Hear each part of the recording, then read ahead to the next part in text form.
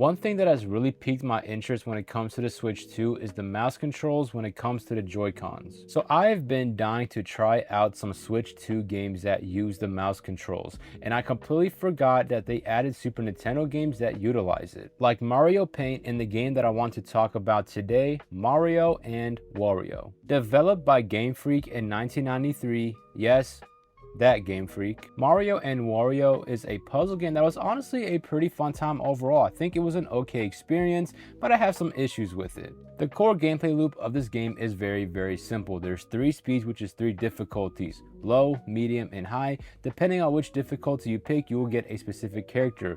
Low is Peach, medium is Mario, and high is Yoshi. And during each world or level, an object will have fallen onto your character's head, tasking you to guide them throughout each stage to Luigi. There are 10 overall world or levels in the game, with each of them having 10 stages, with an extra world being unlocked once you finish the 10th world. And as you see from the gameplay here, it's not really too in-depth. You're supposed to just have them go left or right, make blocks appear, disappear, make sure they avoid fireballs and enemies. And of course, as you progress through each stage on each world, they will get harder and harder and harder. You see, while the core gameplay is kind of unique in its own sense, where a lot of the issues with this game lies is the mouse controls. You have 2 mouse options, low and high speed, to move the cursor around, but no matter which speed I picked, I just found myself having so much issues, like successfully scrolling throughout the stage. There were some times where I was just having so many issues when I had to hit a specific point in the map,